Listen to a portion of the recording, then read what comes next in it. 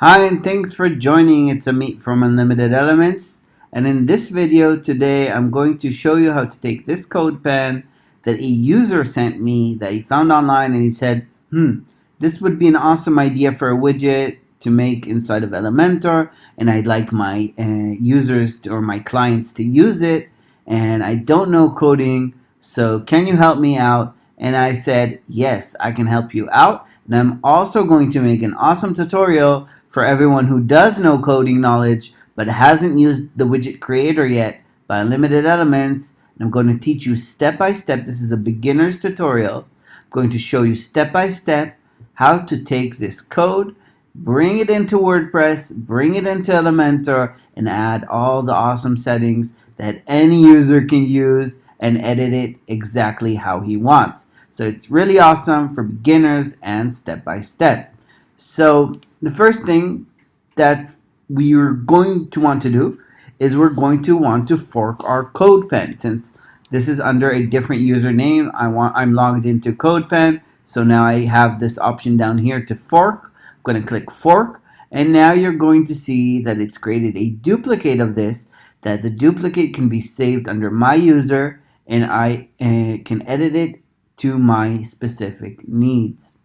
So the first thing we're going to do over here is we're going to take anything that's unnecessary from the CSS. We're going to take it off. So for example, this body part I can just delete because we don't want to add any CSS to our body when we're adding a widget to the page, of course.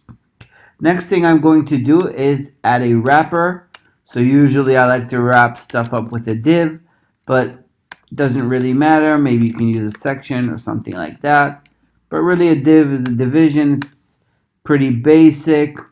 And what I'm going to do over here is I'm going to give it class, or let's just give it an ID, and I'm going to call it my button. So this is sort of going to differentiate it inside of the HTML and CSS and all of that.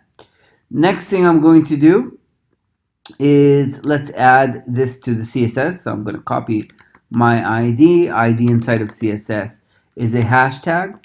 And let's see what happens when we align this to the center. Should be okay, but let's just check that out. Pretty awesome. Next thing I'm going to do is I'm going to start adding prefixes to my class names, because I don't want my class names to be too general. So I'm just going to add over here UE and an underline. Let's minimize the JavaScript pane because we don't have any JavaScript. And over here, let's write UE underline. And we'll add our ID to differentiate this button from the other buttons that are going to be added to the page. So same thing over here. For hover, we can just take the hover off right now, and we'll add it later on once we bring this into WordPress. Let's add UE over here and the word UE over here. And over here we can add it as well. So that's about it. I think we're pretty much set to go. Let's just take our selector and add it again in the two places that it's necessary. Looking good. And I think we're all set up to go. We got our href, which is the link. We got our text align, and everything looks awesome to me over here. So now we're ready to jump into WordPress. So what I'm going to do, actually before that, let's just take off the font size. It's going to take the font size from the page, and inside of padding I want to change my padding values to be with pixels. So let's say let's do 10 pixels top and 20 pixels from the sides. Let's do maybe even 30 pixels from the sides. Looking good. And that's about it. So I think we're set up to go. We can also take off the box shadow. We'll just add that in later. Awesome. So copying our HTML, jumping into WordPress. Inside of WordPress, you're going to need unlimited elements for Elementor plugin installed. Now, most of the stuff that I'm going to show today is found in the free version. You can do this using the free version. But for some advanced stuff like text shadow, box shadow, you're going to want to have the pro version installed. But of course, you can achieve this almost completely using the free version, and you can also have all sorts of stuff done with the free version that maybe you don't need the pro version actually. So just so you know that. So I'm going to jump into the button widgets category because this is a button. What we're creating now is a button, and over here I'm going to click add widget. So just click add widget once, and over here I'm going to give my widget a name. So let's just copy the name from here and paste that in and click tab. When I click tab, the widget name over here is populated and I can click add widget. Now there's a new widget over here. It's empty, it doesn't have anything inside, and I just want to double click it to edit the widget. Awesome. Next thing I'm going to do is jump into the HTML tab, and over here I'm going to copy my HTML from CodePen and paste that inside. So this is looking good. I see something is red over here. Maybe we have something isn't closed properly, but oh, we have this span over here. That isn't closed properly. I closed that, and that's awesome. So that's pretty cool that we have the validation of the HTML over here. I'm not sure why here it didn't show me that it isn't closed properly, but let's save that. So let's copy our CSS as well and jump into the CSS tab, paste our CSS, and click update. Next thing I'm going to do is, instead of this fixed ID that I've added, I want to change this into a dynamic ID. The reason why we use dynamic IDs is because we might have, or we probably will have, more than one of these buttons on the page. So we want to have an option actually to create a dynamic ID so we can have as many of these on the page and they won't conflict. The CSS of these buttons won't conflict with one another. So that's one of the most important things. When creating a widget, you're going to want to wrap it up with a div, and that div is going to have a dynamic ID. The dynamic ID can be found in the right side over here. So as you can see now, it's loading the dynamic ID, and inside of the CSS, I'm going to replace everywhere that I have this ID. I can just replace it like we've done before and add it, and we're all set to go. So click update to save.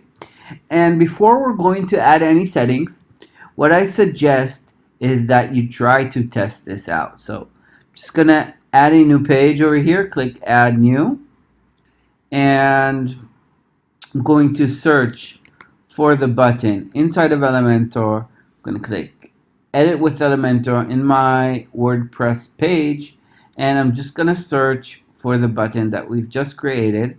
So in the widgets pane, search for it. Here it is. That's what we've just created, and drag that inside, and here we go. We got an awesome button. No settings for this widget yet. Now we're going to start adding the settings, and the first basic settings is going to be for adding a link setting. So from HTML or CSS, you can jump into attributes, click add attribute, and the basic setting that we're going to add is the text. What's going to be the text that's inside of the button. So I'm going to write over here button text, and tab will populate the name, and we need to give this a default value. So over here, I'm just going to give it some default text, and the user will be able to change that text to whatever he wants.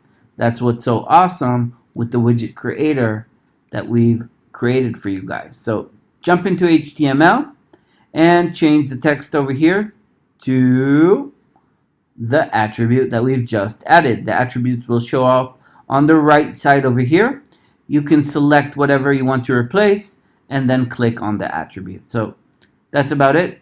It's added over here.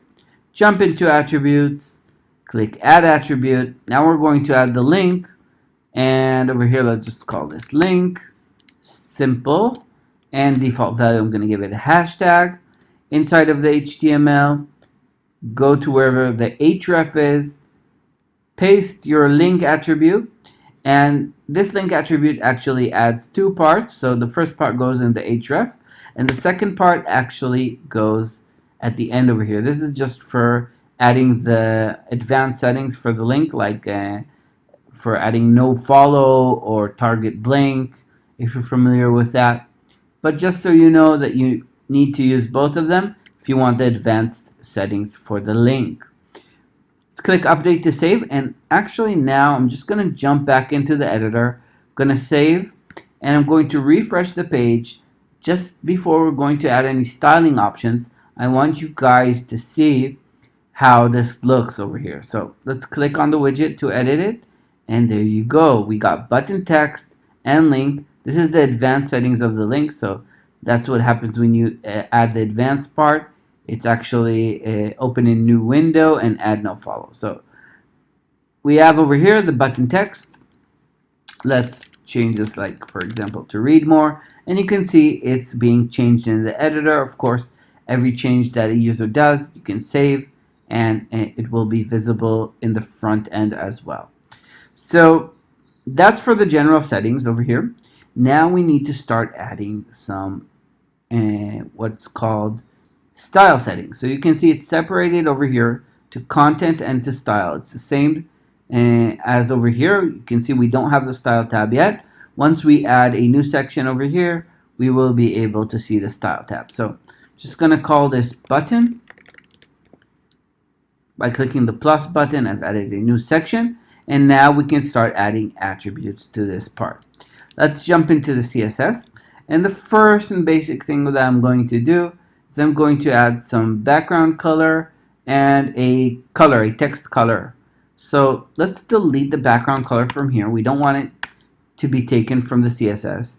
Let's copy our class and click add attribute. I'm going to choose color, and over here let's write button background color, and I'm going to paste this over here. This is a CSS selector, and over here in the CSS selector value, what I'm going to do is I'm going to write background color is going to be whatever value is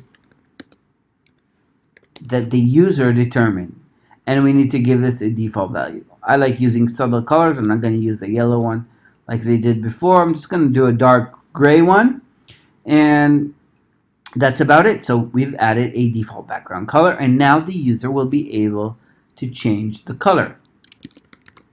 Let's click add attribute to add this, and let's add also one for the text. So button text color, click tab to populate the name, and CSS selector as before, and over here instead of background color, we're going just to do a color.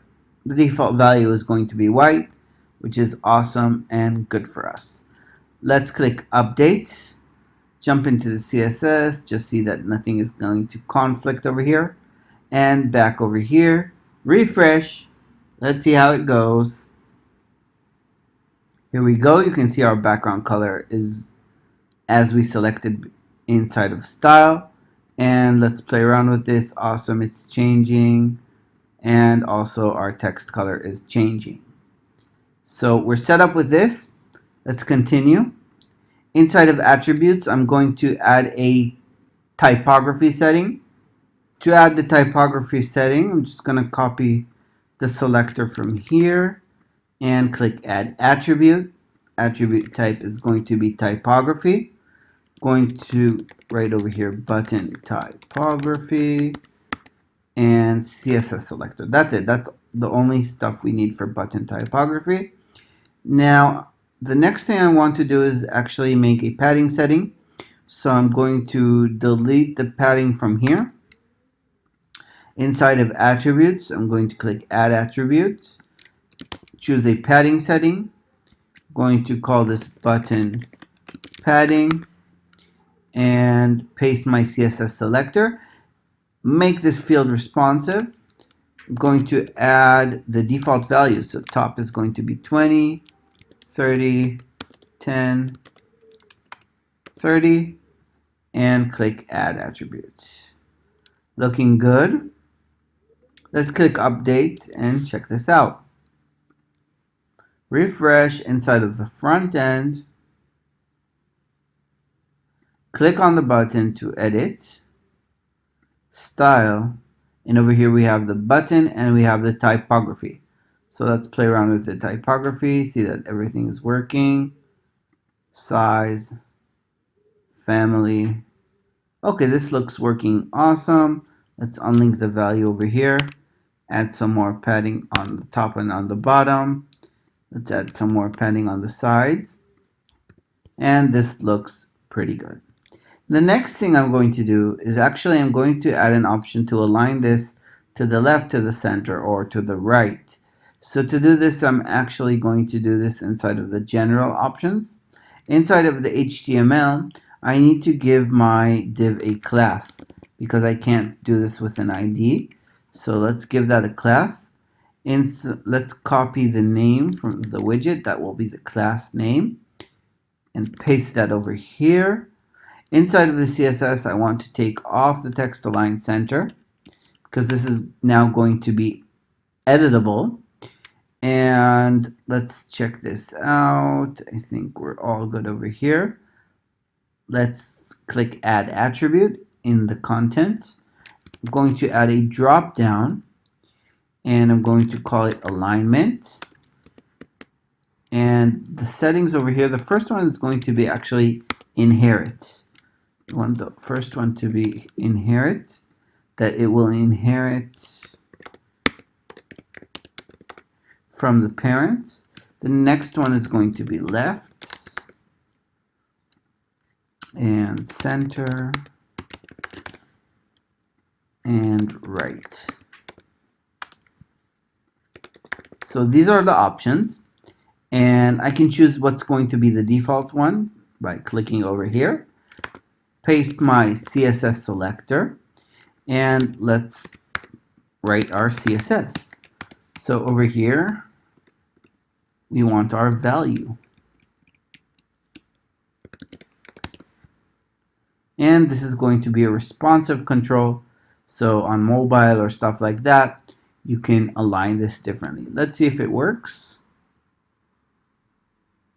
By refreshing the front end, I'm going to click on the button. And now we have an alignment setting. Awesome. Looking good. So now we can continue to the next stuff we want to add. And I think what I'm going to add now is an option for text shadow and box shadow. So let's copy our class, add attributes. Let's add a text shadow.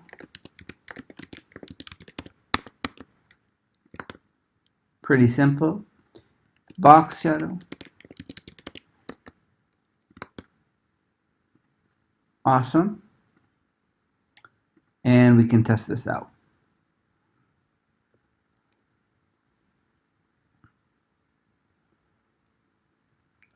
Click on the widget to edit. Style. Click over here. Okay, I see it's adding it. Looks good. And box shadow.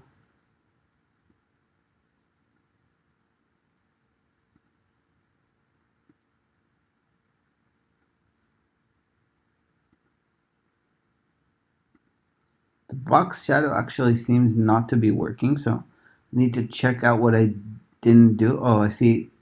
I chose text shadow again, so I'm going to change that to box shadow.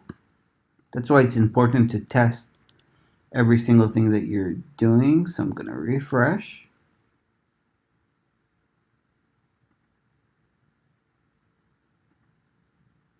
Style tab, box shadow. Okay, now it's working.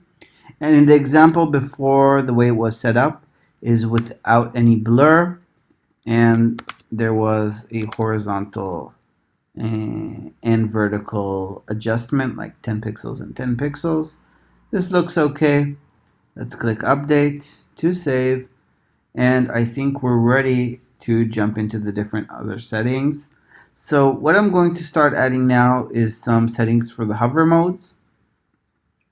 Or actually, let's do the skew first. So for the skew, I'm actually thinking what I should do. So you can see there's a skew effect over here, and then there's a fix for the skew effect for the text. So the text won't be skewed as well. And this one is in a negative value, and this one is in a positive value. So it's kind of tricky. What I'm going to do is actually I'm going to use two different selectors. Let's use this as a slider inside of content. So I'm going to right over here, add attribute. Let's call it skew and choose slider.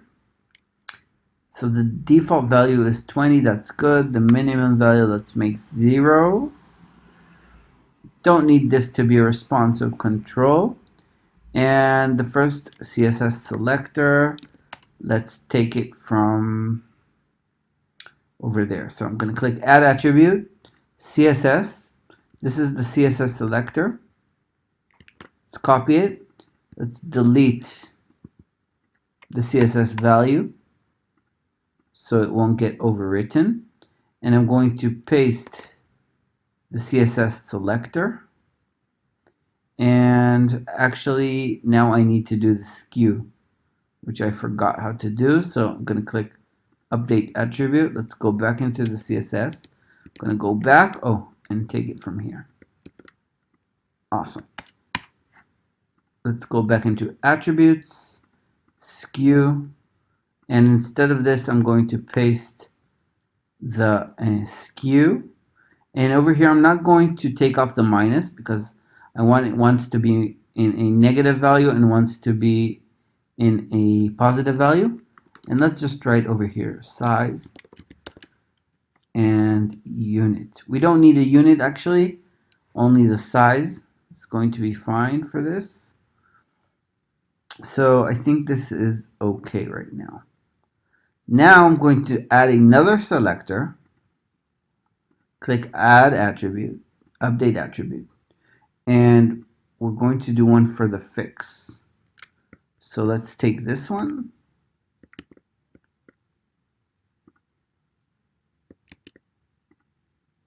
Let's copy it. Let's take this off from here. Jump into attributes. And this is our second selector.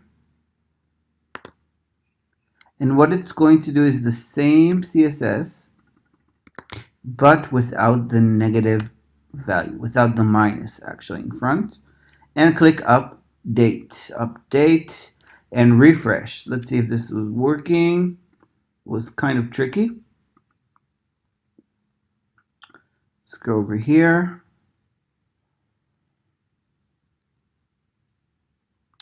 And click on the widget to edit. And now we have a skew option. Ooh, that looks awesome. So there's our skew option. Cool, click update to save.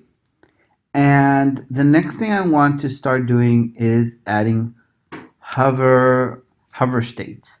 So let's jump into the CSS and just check what's going on over here. This is okay. We don't need anything from here. What I want to do, I'll add a transition since I want my hovers to be subtle and not instant. And now we can start adding the hover states. The hover states I'm going to do in a separate section inside of the style tab. So I'm going to add a new section. I'm going to call it hover. Let's copy our selector from here. And let's write over here background hover. Use a color attribute. Paste our selector and add the hover states. background color. Now, if you don't want there to be a hover state in the default value, you can just delete the default value from here. And then the user, if you want, you can input that. So let's add text hover.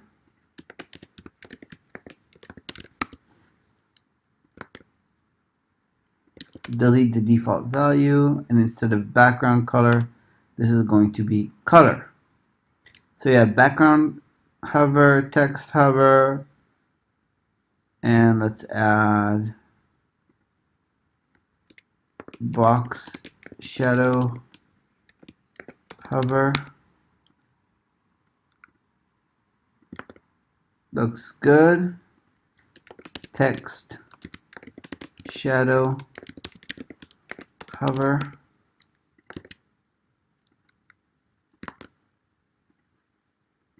Let's move this up. So these are handles that you can drag up and down. And let's test this out.